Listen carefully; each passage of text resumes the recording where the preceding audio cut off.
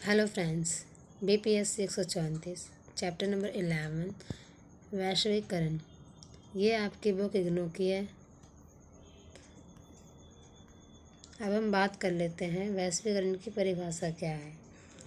तो वैश्वीकरण की परिभाषा ये है, अंतर्राष्ट्रीय मुद्रा कोष ने इसे माल और सेवाओं और अंतर्राष्ट्रीय पूंजी प्रवाह की सीमा पर लेन देन की बढ़ती मात्रा और विविधता के माध्यम से दुनिया भर के देशों की बढ़ती आर्थिक निर्भरता के रूप में वर्णित किया है।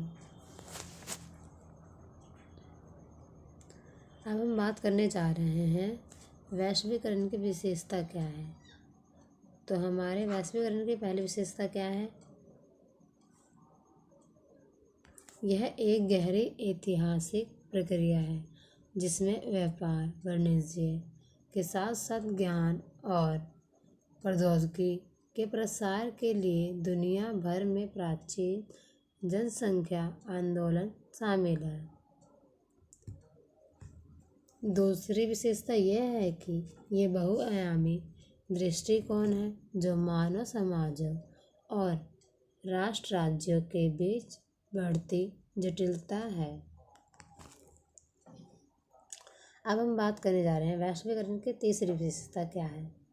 यह राज्य नियामक बाधाओं को हटाकर राज्य की सीमाओं के बाहर के माध्यम से अंतर्राष्ट्रीय की प्रक्रिया है।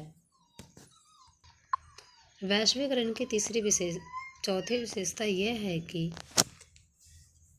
यह राजनीतिक अर्थव्यवस्था की नव उदारवादी समझ है जिसने दुनिया भर के राज्यों की आर्थिक नीतियों को प्रभावित किया है।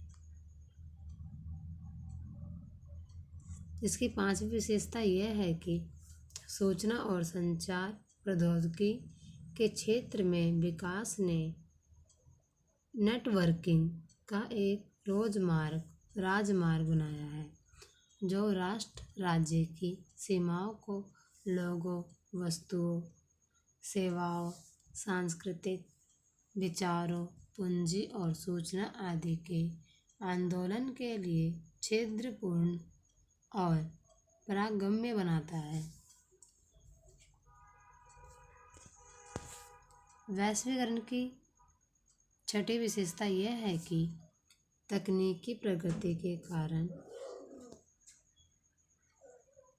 राज्यों की शक्ति और अधिकार घट रहे हैं और आर्थिक वैश्वीकरण ने राज्य को नागरिकों को पर्याप्त समर्थन देने की क्षमता को कम कर दिया है।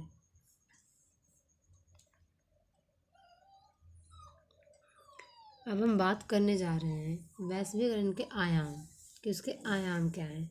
तो हम सबसे पहले बात करेंगे आर्थिक वैश्वीकरण क्या होता है। तो हम इसके बारे में जानेंगे। यह किसी भी राष्ट्र राज्य के नियंत्रण और अवरोध से मुक्ति के आधार पर बाजारीकरण की ओर जाता है।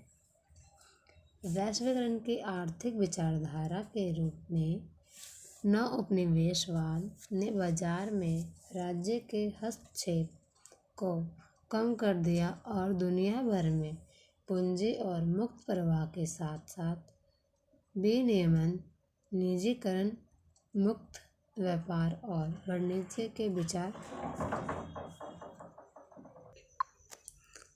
अब हम बात करने जा रहे हैं वैश्वीकरण के पहले चरण से द्वितीय विश्व युद्ध की अवधि के दौरान शुरू होता है। दूसरा चरण सोवियत संघ के पतन और शीत युद्ध के अंत के साथ शुरू होता है जिसमें पूंजीवाद की विजय हुई। अब हम बात करने जा रहे हैं राजनीतिक वैश्वीकरण क्या होता है। उससे पहले हमने बात करी थी आर्थिक वैश्वीकरण की। तो अब हम बात करने जा रहे हैं राजनीतिक वैश्वीकरण। राजनीतिक वैश्वीकरण में क्या है? दुनिया भर में डेमोक्रेट्स ने इस व्यापक लोकतांत्रिक प्रक्रिया को जीवंत किया है। जीवंत इन द सेंस मतलब जिंदा रखा है। जिसे लोकतंत्र का वैश्वीकरण कहा जाता है। आज ये आभासी समुदाय नए तकनीकी ऐप जैसे व्हाट्सएप, लिंक्डइन, फेसबुक आदि के उपयोग के माध्यम से इतने मजबूत हैं कि वह किसी भी देश में सरकार बनाने और वैश्विक राजनीतिक एजेंडा को प्रभावित करने में भूमिका निभाते हैं। सोशल मीडिया राय बनाने और सामूहिक रूप से सशक्त बनाने का मजबूत साधन बनाया गया है।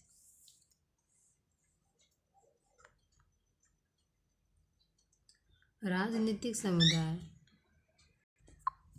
को समझने और महसूस करने के लिए वैश्विक समुदाय में परिवर्तित कर दिया गया है।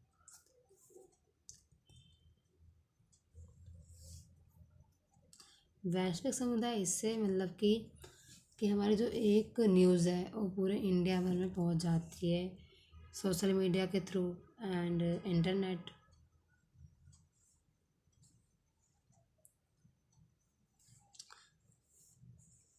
कि उनके पास दुनिया भर में किसी भी मुद्दे पर कहने का अधिकार है।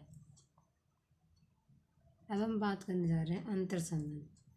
अंतर्संबंध ने लोगों को विभिन्न वैश्विक मुद्दों जैसे पर्यावरणीय समस्या, वैश्विक गर्मी, जलवायु परिवर्तन, परमाणु प्रसार, आतंकवाद, रोग आदि के बारे में जागरूक किया।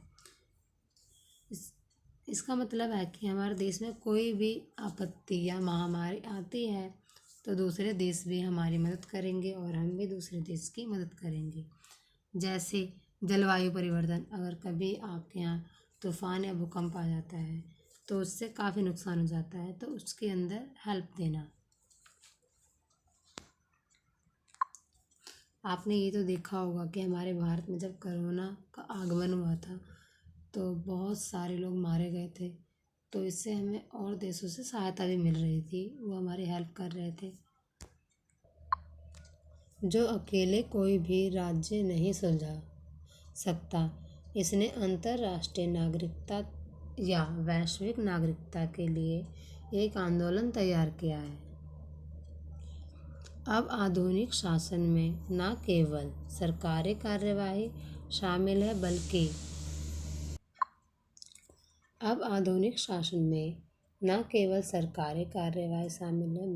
अन्य समूह जैसे एनजीओ, ग्लोबल सिविल सोसाइटी, इनेंगो को भी फैसला लेने और नीतियों के निर्माण में भाग लेने के लिए प्राधिकृत किया जाता है।